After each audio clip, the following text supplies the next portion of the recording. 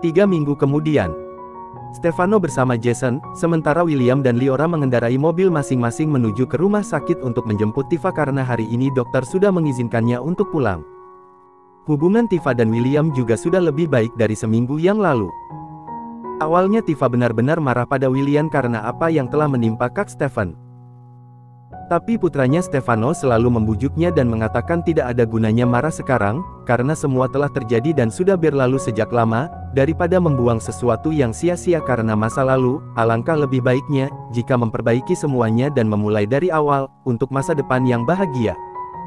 Kata-kata putranya itu yang selalu terngiang-ngiang di benak Tifa.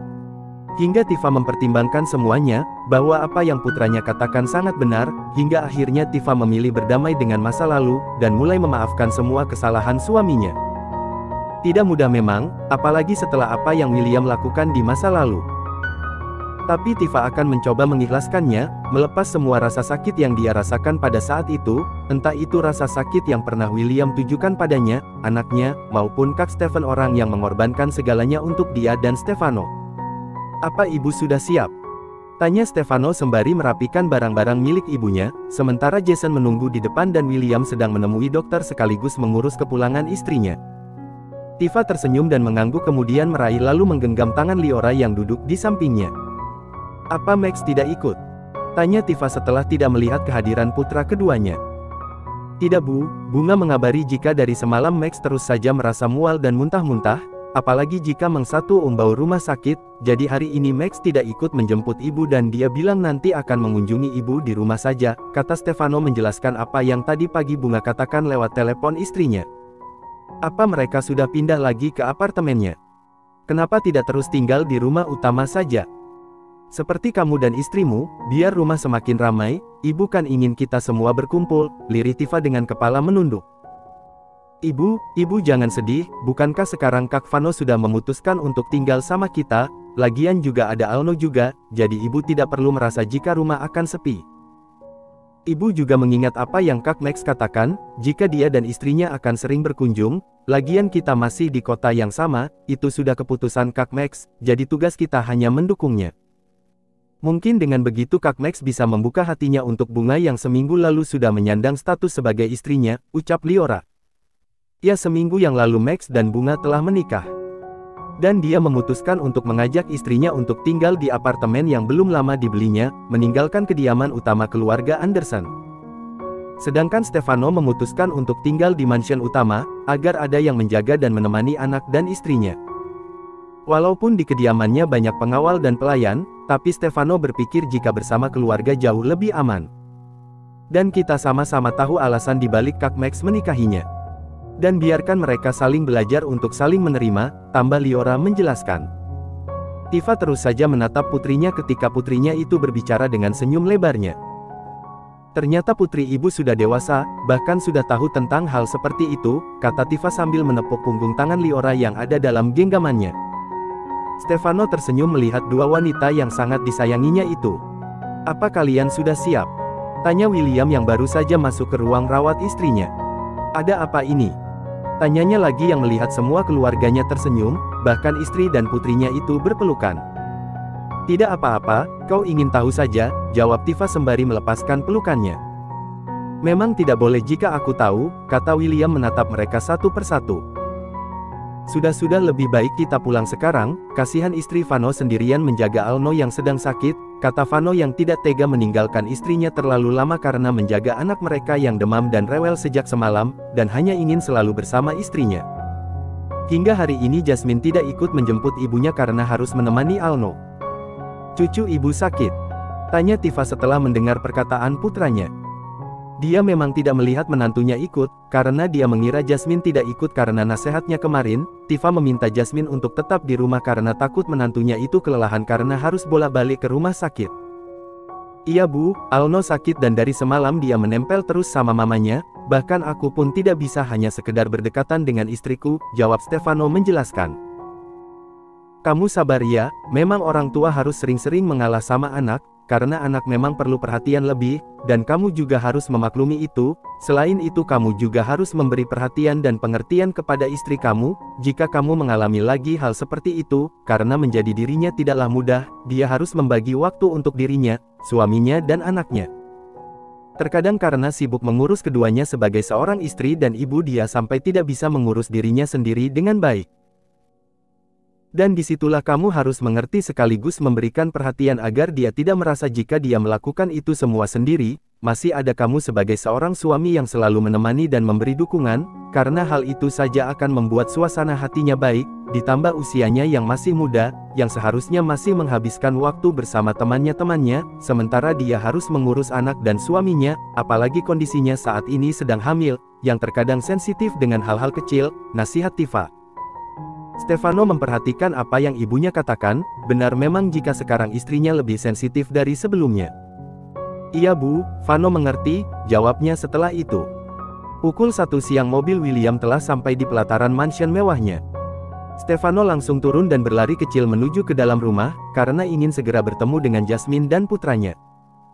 Di belakangnya William menyusul dengan mendorong kursi roda istrinya, dan Liora membawa keperluan maminya selama di rumah sakit. Begitu membuka pintu, "Papa!" teriak Alno dan berlari menghampiri Stefano. Stefano pun berjongkok menyetarakan tinggi anaknya, kemudian merentangkan kedua tangannya, agar bisa menangkap Alno yang berlari ke arahnya. "Wah, jagoan Papa sudah sembuh?" tanya Stefano sambil menempelkan punggung tangannya ke kening Alno. Alno menjawab pertanyaan papanya dengan mengangguk semangat. Kemudian Stefano pun berdiri dan menggandeng tangan Alno untuk menuju ke tempat ibunya. "Alno sini sayang sama Oma." Tifa menyuruh Alno untuk mendekat. Alno kemudian bersembunyi di balik badan Stefano. "Kok Alno sembunyi sih? Ini Oma lo sayang, yang sering Bibi ceritakan. Bukankah kemarin katanya Alno pengen ketemu sama Oma?" kata Liora meletakkan tas yang tadi dibawanya dan kemudian melangkah mendekat ke arah ponakannya itu. Alno pun sedikit mengintip dan melihat Tifa. "Oma?" tanyanya. Stefano kemudian membungkukkan badannya dan berkata, "Iya sayang itu Oma, ayo sekarang temui Oma," ajak Stefano dan akhirnya Alno pun mau. Tifa menegakkan badannya dan setelah itu memeluk cucu laki-laki pertamanya. Tanpa terasa air mata Tifa jatuh begitu saja, dia merasa bersalah pada anak laki-laki yang dipeluknya. Karena dia telah mengambil jantung ayah dari anak itu. Kemudian Tifa dengan segera menghapus air matanya, agar Alno tidak menyadari jika dirinya menangis. Karena takutnya dia akan mengingat ayah kandungnya. "Oh ya sayang, Mama mana?" tanya Stefano setelah tidak melihat keberadaan istrinya itu. "Mama tidur di lantai di kamar Alno," jawab Alno polos. Begitu mendengar jawaban Alno semua orang menjadi panik, bahkan Stefano langsung berlari ke kamar putranya. Stefano berlari dengan panik menaiki anak tangga satu persatu setelah mendengar jawaban putranya. Pikirannya langsung kacau, dia takut terjadi sesuatu dengan istrinya. Liora, Tifa dan William pun segera menyusul ke kamar putranya, mereka semua begitu khawatir dengan keadaan Jasmine. Karena begitu paniknya mereka sampai lupa pada Alno yang sekarang menatap mereka dengan tatapan sendu. "Kok, Alno sendiri? Papa, Mama dan yang lainnya di mana?" tanya Jason yang baru saja masuk setelah memasukkan mobil ke garasi yang ada di bawah tanah. "Semua ninggalin Alno, Paman." "Apa nanti Alno juga akan dilupakan?" tanyanya menatap Jason. "Alno tidak boleh berbicara seperti itu, mungkin Papa sedang ada urusan," ucap Jason. "Kakek, sama nenek sama bibi juga ada urusan?" tanya lagi bocah 3 tahun itu. "Iya, memangnya Papa tadi ada bilang sesuatu ke Alno tidak?" Jason menatap mata anak laki-laki itu, terlihat jelas kesedihan terpancar di kedua bola mata yang berwarna hitam itu. "Papa tadi nanyain Mama," kata Alno. "Oh memangnya Mama di mana?" tanya Jason seperti sedang menginterogasinya. "Mama sedang tidur di lantai kamar Alno," jawab anak itu dengan polosnya. "Apa? Sejak kapan Mama tidur di lantai?" tanya Jason yang ikut panik, dia bahkan hendak berlari tapi niat itu dia urungkan karena melihat Alno. "Sejak tadi, abis jagain Alno," katanya menatap Jason. "Ayo, sebaiknya kita ke kamar Alno untuk melihat Mama," ajak Jason kemudian mengangkat tubuh Alno dan menggendongnya menuju kamar Alno yang ada di lantai atas tepat di samping kamar Stefano. Sementara Stefano yang baru saja masuk ke kamar langsung berlari ke arah Jasmine yang tergeletak di lantai, dia kemudian mengangkat kepala Jasmine membawa ke pangkuannya, lalu menepuk-nepuk pelan pipi istrinya yang berisi. "Sayang bangun, please. Kamu kenapa? Ayo sayang bangun, kenapa kamu hanya diam saja, apa kamu tidak mendengarku?" ujar Stefano dengan raut wajah khawatir. "Vano, cepat kamu angkat istri kamu ke atas ranjang, papi akan menghubungi dokter," kata William panik saat baru saja dirinya tiba di kamar cucunya dan melihat Jasmine yang ada di pangkuan putranya. Liora mengelus bahu ibunya lembut, menenangkannya agar ibunya tidak terlalu cemas dan mengatakan bahwa semuanya akan baik-baik saja. Jasmine yang merasa tidurnya terusik, langsung membuka matanya dan tatapannya langsung bertemu dengan mata suaminya. "Hoam," Jasmine menguap dan menutup mulutnya dengan telapak tangannya. Dia memperhatikan raut wajah suaminya yang terlihat khawatir. "Sayang, ada apa? Apa terjadi sesuatu? Alno mana?" tanyanya begitu tidak mendapati putranya yang tadi tidur di sampingnya. Tifa mendekat dengan kursi roda yang didorong Liora. Jasmine bingung, melihat mertua dan adik iparnya juga berada di kamar itu. Kemudian kembali menatap suaminya yang masih diam saja. Jasmine kemudian mencoba bangun dan duduk, Stefano membantunya tanpa berucap apapun. Seketika pandangannya menuju ke arah pintu di mana Alno digandeng Jason baru saja masuk ke dalam kamar, seketika pula Jasmine menghembuskan nafas lega. "Alno sayang, kamu kemana saja? Mama tadi nyariin kamu, tapi kamunya tidak ada. Kalau Alno mau keluar, Alno bangunin mama dulu ya sayang," ucapnya pada Alno. Alno melepaskan tangan Jason dan berlari ke arah Jasmine kemudian memeluknya. "Alno pelan-pelan, di perut mama ada adik-adik kamu," kata Stefano dengan nada suara yang tinggi. Alno kemudian menangis, "Mama maafin Alno, Alno janji tidak akan seperti tadi lagi. Sayang, bisa tidak kamu pelankan nada suara kamu? Kamu lihat sekarang." Alno menangis karena takut mendengarnya, ucap Jasmine mengingatkan suaminya.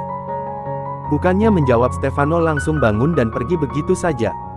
Jasmine hanya menatap suaminya penuh tanda tanya, kemudian kembali menatap putranya yang masih terisak. William keluar untuk mengejar Stefano yang ternyata pergi menuju kamarnya. "Sayang, tidak apa-apa, maafkan papa ya, papa tidak bermaksud memarahi Alno, tadi papa hanya capek saja makanya bicara agak keras," kata Jasmine menenangkan putranya yang masih berat dalam pelukannya. Kemudian Jasmine menatap 3 orang yang masih ada di sana memberi isyarat minta dijelaskan apa yang sebenarnya terjadi. Jason yang mengerti, akhirnya mendekat ke arah Jasmine dan mengajak Alno untuk ikut bersamanya. "Jagoan. Ayo ikut paman, paman akan belikan Alno es krim," bujuk Jason dan diangguki Alno dengan mengerjap lucu. "Jason jangan terlalu banyak membelikan es krimnya," kata Jasmine sebelum Jason pergi. Jasmine kemudian bangun dan mendekat ke tempat ibu mertuanya. "Ibu, apa yang sebenarnya terjadi? Kenapa kalian semua ada di sini? Terus kenapa suamiku seperti terlihat marah, apa tadi ada masalah?" tanya Jasmine penasaran. Liora pun menceritakan apa yang terjadi tadi, dan Jasmine hendak bergegas menyusul suaminya, tapi Tifa menahannya. "Papi tadi sudah menyusul suamimu. Biarkan papi bicara dengannya dulu sayang, kamu tunggu di sini saja. Setelah papi selesai kamu bisa menemui suamimu dan menjelaskannya," kata Tifa dengan nada bicara penuh kelembutan. "Baiklah Bu," pasrah Jasmine. Setelah tadi istrinya mengingatkan dirinya tentang caranya yang salah memberitahu Alno, Stefano langsung bergegas meninggalkan kamar putranya itu dan kembali ke kamarnya sendiri. Stefano langsung masuk dan menuju ke toilet.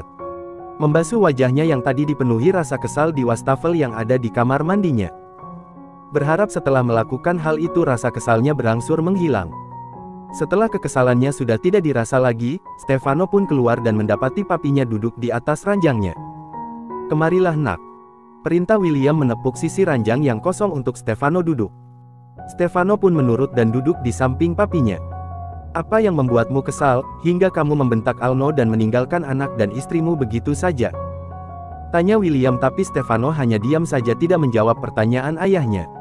Karena jujur Stefano pun tidak tahu kenapa dia sampai kelepasan seperti tadi. "Yang istrimu katakan tadi benar nak, Alno masih kecil dan jangan bicara dengan nada suara tinggi seperti tadi, mengingatkannya boleh tapi cara kamu salah, Vano. Papi tahu, mungkin papi memang tak pantas memberi nasihat tentang mendidik anak, karena papi sendiri juga dulu sering membentakmu, sekarang jadi kamu saat itu bagaimana perasaan kamu saat dibentak papi? Pasti sakit bukan?" Dan kamu malah melakukan hal itu pada Alno yang masih kecil dan benar-benar polos. Dia pasti merasa sedih. Dan jika kamu marah pada apa yang dikatakan Alno, kamu salah. Karena yang tadi papi dengar Alno memang mengatakan jika mamanya tidur di lantai. Hanya kita saja yang tadi terlalu panik dan dengan tergesa-gesa langsung menghampirinya. Kamu pikirkan dulu apa yang papi katakan, papi akan kembali ke kamar, ucap William lalu keluar dari kamar Stefano. Tak lama setelah William keluar, Jasmine pun akhirnya masuk ke dalam kamarnya. Tak terasa kini kehamilan Jasmine sudah memasuki minggu ke-35. Sebentar lagi anak yang mereka nantikan akan segera lahir. Jasmine memutuskan untuk melahirkan secara normal dan Stefano hanya bisa menyetujui permintaan istrinya itu. Hari ini Jasmine sedang bersantai bersama Alno di ruang keluarga di kediaman orang tuanya. Stefano juga sudah aktif di perusahaan membantu papinya. Awalnya William menunjuk Stefano sebagai penggantinya, tapi Stefano menolak keinginan ayahnya itu. Stefano mau mengurus perusahaan tapi dimulai dari menjadi asisten ayahnya dulu, karena selain Stefano belum terlalu menguasai tentang bisnis, dia juga ingin terus memantau keadaan istrinya. Apalagi semenjak kehamilannya semakin besar, Jasmine lebih mudah kelelahan dan mengantuk. Liliana kini sedang memasak makanan untuk makan siang Jasmine, karena Jasmine hanya mau makanan buatannya. Semenjak 3 hari yang lalu, Tifa dan William tinggal di rumah baru Max, karena Bunga baru saja melahirkan. Hingga mulai hari itu Stefano memutuskan untuk Jasmine beserta dirinya dan Alno tinggal di rumah mertuanya, agar saat Stefano berangkat kerja istrinya tidak merasa kesepian, selain itu agar Jasmine ada yang menjaga. Karena jujur saja Stefano sangat khawatir terhadap istrinya. Mengingat saat kejadian Jasmine tertidur di lantai pada kehamilannya yang menginjak umur 12 minggu, Stefano benar-benar dibuat panik waktu itu. Dia mengira jika istrinya pingsan dan anak-anaknya kenapa-napa. Hingga hal itu menjadikan Stefano agar lebih memperhatikan setiap gerak-gerik istrinya. Bahkan karena ketakutannya, Stefano memasang kamera di setiap sudut kediaman orang tuanya, agar saat dia tidak di rumah dari kejauhan dia tetap tahu kondisi anak dan istrinya. Jasmine yang mengantuk saat menemani Alno menonton film kartun kesukaannya akhirnya tertidur dan menyandarkan tubuhnya di sandaran sofa tempatnya duduk. Kehamilannya yang ukuran jauh lebih besar dari ukuran pada umumnya membuat Jasmine sulit bergerak. Tak berapa lama tiba-tiba rasa kantuknya hilang begitu saja saat dia merasa perutnya semakin sering sakit. Jasmine memang sudah merasakan sejak suaminya hendak bekerja, tapi rasa sakitnya hanya sebentar dan kemudian hilang lagi. Tak berapa lama sakit lagi, dan semakin kesini semakin sering dia merasakan sakit, hingga dia berteriak dan meringis menahan rasa sakit yang semakin mendera. Alno yang sedang menonton kartun di sampingnya menoleh lalu menangis melihat ibunya berteriak kesakitan. Alno berlari dan memanggil-manggil Liliana. "Sayang, ada apa?" tanya Liliana yang melihat cucunya menangis dan berteriak. "Mama, nenek. Mama kesakitan," kata Alno di sela isak tangisnya. Liliana langsung mematikan kompornya dan berlari saat cucunya menarik tangannya menuju ke ruang keluarga.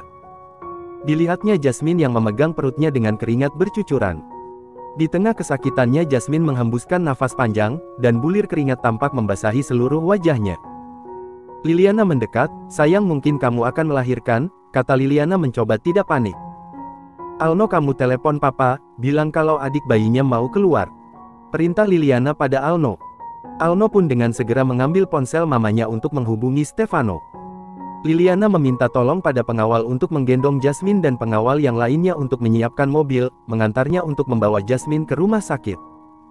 Padahal sejujurnya masih ada rasa trauma pada diri Liliana, saat lagi-lagi dia harus membawa orang yang dia sayang melahirkan. Liliana sebenarnya takut terjadi apa-apa dengan putrinya. Apalagi di masa lalu Liliana mendapati kakaknya meninggal saat melahirkan putrinya itu. Liliana menarik nafas panjang, kemudian mengambil keperluan Jasmine yang sebelumnya sudah disiapkan khawatir hal seperti ini terjadi. Liliana meminta tolong pada pengawal untuk menggendong Jasmine dan pengawal yang lainnya untuk menyiapkan mobil, mengantarnya untuk membawa Jasmine ke rumah sakit. Padahal sejujurnya masih ada rasa trauma pada diri Liliana, saat lagi-lagi dia harus membawa orang yang dia sayang melahirkan. Liliana sebenarnya takut terjadi apa-apa dengan putrinya. Apalagi di masa lalu Liliana mendapati kakaknya meninggal saat melahirkan putrinya itu. Liliana menarik nafas panjang, kemudian mengambil keperluan Jasmine yang sebelumnya sudah disiapkan khawatir hal seperti ini terjadi. Dengan dibantu pengawal, Jasmine dilarikan ke rumah sakit, sementara Alno, Liliana titipkan pada Bibi Santi. Stefano yang sedang rapat bersama papinya dikagetkan dengan dering ponsel yang bergetar panjang di saku celananya. Dia pamit kepada William untuk mengangkat panggilan, karena Stefano memang selalu berjaga-jaga jika mungkin istrinya akan melahirkan, sehingga dia selalu memastikan ponselnya aktif. Begitu melihat nama yang tertera, dengan senyum lebar Stefano mengangkat panggilan itu. "Halo sayang," ucapnya menjawab panggilan. "Papa." "Mama, Papa," jawab Alno di seberang telepon sambil menangis. "Alno, ada apa sayang?" "Mama kenapa?" "Alno, sekarang Alno jelaskan dulu sama Papa," kata Stefano. William yang melihat putranya tidak kunjung kembali ke tempat rapat, memutuskan untuk mengakhiri rapatnya. Dia takut tidak bisa lagi melihat saat cucunya lahir. Karena 3 hari yang lalu saat Bunga melahirkan dirinya sedang berada di pesawat menuju ke luar negeri untuk perjalanan bisnis. Hingga saat mendarat, dan melihat pesan dari istrinya, William langsung meminta asistennya memesan tiket pesawat untuk kembali ke negaranya dan membatalkan rapat yang sudah dijanjikan dengan rekan bisnisnya. "Kenapa Vano?" tanya William yang kini sudah berada di belakang putranya. "Tidak tahu Pi, Alno menelepon tapi bukannya bicara dia malah menangis," jawab Stefano panik. "Coba sini biar papi yang bicara sama Alno," ucap William meminta ponsel Stefano. Stefano pun menyerahkan ponsel itu pada papinya, membiarkan papinya yang berbicara dengan Alno. "Halo Alno, ini Opa, kenapa Alno menelepon Papa?" "Tidak apa-apa, katakan pada Opa pelan-pelan ya sayang," kata William. "Mama, Opa. Mama kesakitan," kata nenek adik bayinya mau keluar, jawab Alno sesenggukan. Alno kasih ponselnya ke nenek. "Ya, Opa mau bicara." Tak lama terdengar suara Liliana di seberang telepon dan memberitahu rumah sakit di mana Jasmine akan dibawa. "Istrimu akan melahirkan, kita harus secepatnya ke sana, untungnya rumah sakitnya tidak jauh dari sini," kata William merasa sedikit lega. Stefano kemudian berlari menuju mobilnya. Bersama papinya dia segera melajukan mobilnya ke rumah sakit yang tadi diberitahu Liliana. Ternyata semua tidak sesuai yang diharapkan, jarak rumah sakit memang tidak terlalu jauh dari kantornya tapi di jalan ada kecelakaan yang membuat jalanan macet. Sehingga banyak kendaraan tidak bergerak sama sekali. Stefano yang tidak sabar pun langsung turun dari mobilnya, tapi William langsung menahan lengannya. "Kamu mau kemana?" tanya William. "Vano, lebih baik turun di sini, jika menunggu macet pasti sudah tidak keburu lagi, karena menurut perkiraan Vano, Jasmine pasti akan sampai 5 menit lagi," kata Stefano panik. "Tidak bisa," kata William. "Tapi Pi." Ucapan Stefano terpotong saat melihat papinya sudah keluar dan berlari lebih dulu. "Papi tunggu," teriak Stefano yang berlari mengejar papinya. "Cepatlah Vano. Kenapa kamu lama sekali?" gerutu William. "Papi ingin melihat cucu papi yang melahirkan." Tambahnya lagi, "Papi bukan cucu papi yang melahirkan tapi istri Vano," kata Stefano membenarkan ucapan papinya. "Tidak penting siapa yang melahirkan, yang penting papi ingin melihat cucu papi," kata William tidak mau tahu. Dengan nafas terengah-engah dan keringat yang bercucuran akhirnya ayah dan anak itu tiba di rumah sakit tempat di mana Jasmine akan melahirkan.